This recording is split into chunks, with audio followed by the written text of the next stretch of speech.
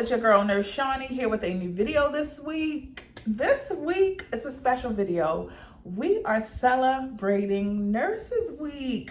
So fast. I feel like we were just celebrating Nurses Week not long ago, and here we are again. So I'm excited, and I decided to dedicate this video this year to new nurses because I think that as someone who's been in this profession for this is my 14th year celebrating Nurses Week.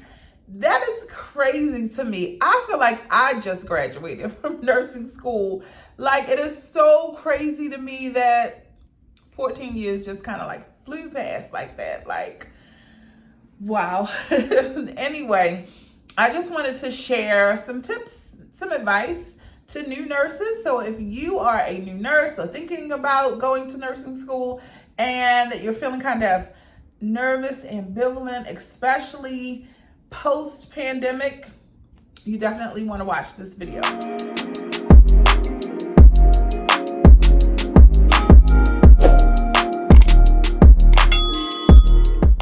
So let's get into it. If you are new here, I'm Chandra. I am a labor and delivery nurse by specialty. I'm also currently a travel nurse. I've been traveling for a little over 3 years now.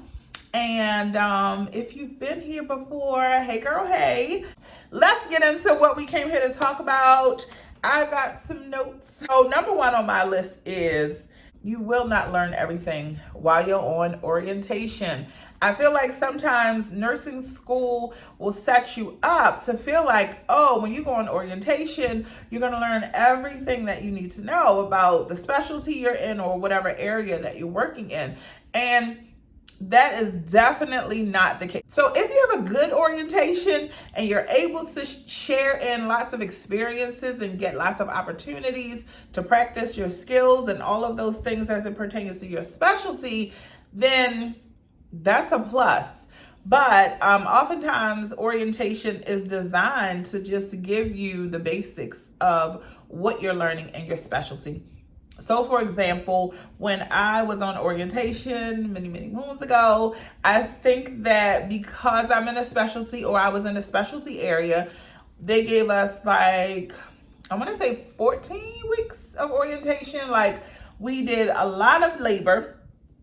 So I started in an LDRP, which is labor, delivery, recovery, postpartum. Those really don't exist a lot anymore, but I started on that unit. So I learned everything as it pertained to learning how to deliver a baby, take care of the mom and the baby afterwards. And I also got some nursery experience. So that was a great experience for me. And so I think most of the orientation was labor. Like, we did labor, because labor is like the intense part of working in an LDRP. Like, you really have to learn how to take care of a woman who's laboring. You have to learn how to take care of our antepartum patients who are, patients who are there not ready to have a baby yet, but for whatever reason they're in the hospital. You learn how to deal with the complications that occur during pregnancy. Like, you learn so much. And so a lot of my orientation was focused on labor. And then I got a few weeks postpartum and maybe like a week nursery care or something like that. But that is typically when you work in a specialty area, you get a little bit more time. From what I've heard, med-surg areas, you don't get as much time because it's not as specialized. And so I believe that med-surg nurses typically, from what I've heard, will get about 6 weeks of orientation. So you got a short window of time to learn a lot of stuff, and remembering that you are a new grad, new to nursing. Like, you have an added bonus if you were an LPN that transitioned into an RN role, or maybe you worked in healthcare before. Like, I worked as a medical assistant prior to becoming a nurse, and so an MA is not the same as a nurse. However, I was accustomed to assessing patients, or at least working with patients, where I didn't have to get over the hump of learning how to communicate with patients and all of those things that make you kind of anxious when you are a new nurse. And so know that you're not going to learn everything on orientation. Give yourself some time to learn what you need to learn. Like, you should be competent by the time that you finish your orientation. You definitely should know how to work within whatever specialty or whatever your skill set is. You definitely should be comfortable and competent. Well, I'm not even going to say comfortable, because I definitely wasn't comfortable by the time I finished orientation, but I definitely knew that I could labor with a patient independently if needed, okay? And when I was a new grad nurse, we did everything. Like, we labored the patient, recovered them, and all that. Did the baby, everything. Nowadays, evidence-based practice has taught us that that's not the safest thing to do. In most settings that I've worked in, there's a baby nurse now. There's at least someone to assist you with the delivery, the charge nurse, whoever it is. You're not just there by yourself. So know that you're not going to learn everything on orientation.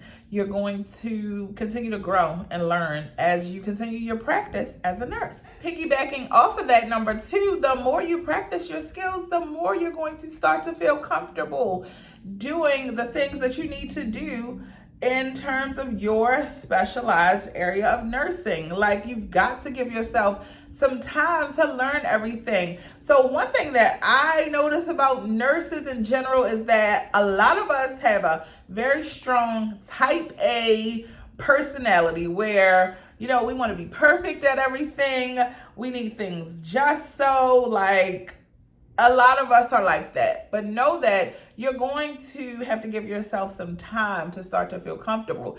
Just because you get checked off on your skills checklist that you're competent to start working independently, it does not mean that you're going to feel comfortable right out the gate. So you want to give yourself some time to continue to practice your skills. The more you practice your skills, the more you're going to get comfortable and feel like, oh, okay, I got this. Like, trust me. The first time I had to do a delivery by myself, I was scared out of my mind. And I remember my preceptor, so I wasn't even off of orientation yet, but we were toward the end of labor. And I remember my preceptor saying to me, okay, now I'm not going to shadow you when you go into the room. I'm going to let you do your thing. If you need me, you call me. And I was like, kind of ready to be on my own, because being on orientation is such a drag. It's like somebody's always watching you do stuff. Somebody's over your shoulder. For me, I was a non-traditional student. So I was like 30 something, like this grown woman, and having to have someone shadow me to do everything. And it's like, for me, I don't know if this happens to y'all, but for me, whenever somebody's like over my shoulder or watching me do something, I'm like fumbling. I can't even put my gloves on. Just like small things that shouldn't bother you do because you got somebody watching, like, oh, let me make sure she knows what she's doing. And so for me, that was like a big thing. And I was kind of ready to be on my own, but kind of not. And my preceptor, she let me go and get this delivery started by myself. And back then, I was like really tasky about stuff. And so as a labor and delivery nurse, one of the things that you have to do is make sure that your resuscitation equipment is set up so that if you have a quick, or what we call precipitous delivery, that you have everything you need if you need to resuscitate your baby, like your suction, oxygen, all of those things. And so I was very tasky. And then I've been a nurse for so long, we still had paper charting when I first started. So we had to make sure that we had our papers together, labeled appropriately, make sure your baby bed is set up with all your resus equipment, make sure that your mom's bed is set up. So I'm going into the room, doing all those things, checking all the things off my list. Like, I got to do this, that. My patient comes in and she is rip roaring, out of control, ready to have a baby. And I was like, okay, I guess I'm up. And so I am over at the warmer, setting up my oxygen and all those things, while this poor lady is in the bed just moaning and groaning, rolling all around. I'm not paying no attention to her because I am like, nope, I got to make sure that I have all these things done.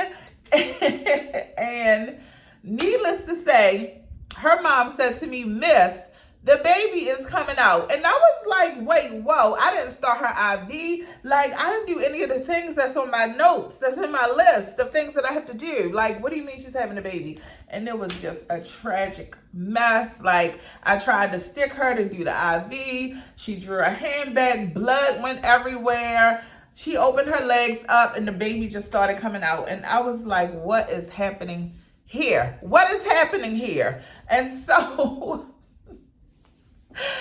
I remember my preceptor telling me, if you press the code button, everybody is going to come help you. I pressed the code button. Nobody came. People did come. They didn't come as quick as I thought they would come, but somebody came. A few nurses came. Somebody else delivered the baby. She delivered the baby in the bed. We didn't break the bed down or anything. And I ran out of the room after I saw the mom and the baby were okay. Y'all, I ran out of the room. I locked myself in the bathroom and was bawling like a crazy person because I was so overwhelmed, like so overwhelmed. But since then, I've done tons of deliveries. I've even delivered babies myself, and it didn't make me overwhelmed and scared like it did the first time that I did it. So as you continue to practice your skills, you're going to start to feel more comfortable in your skill set. Y'all, the door, I swear it's a ghost in here, sidebar. The bathroom door just peeked open. That's like the third time that that's happened. I'm in a hotel room. I don't know what that's all about. Anyway, number 3, your career goals are going to shift. I think it's inevitable. Like when I first went to nursing school, I had goals of being a midwife. Like I was going to go, finish school, get a job in labor and delivery, which thankfully I did. And then I was going to enroll into like midwifery school, like maybe 2 years after I had started practicing. Well, life happened and I did not go down the path that I thought I was going to go down. From my first job working on an LDRP, I unfortunately experienced a tragic situation and it kind of shifted my career a little bit. I had a mom and baby die while I was the primary nurse, and that really, really, really affected me at that time. This happened in 2005, so it's been quite some time. But it shifted how I felt about being a labor and delivery nurse. I actually almost thought about leaving the profession of nursing. Like that's how greatly this situation affected me at that time. And so I decided to take a break from being at the bedside. And I think around that same time, I decided to go to grad school. So I went to grad school and decided that I was going to embark on education. So I got my master's degree with a specialty in nursing education. And I've taught for a little while. I did adjunct faculty, like clinical instructor teaching. I've never taught didactic, which is in the classroom, but I've done a lot of clinical. I did that for years, which was fun until it wasn't. I got a little burnt out from that.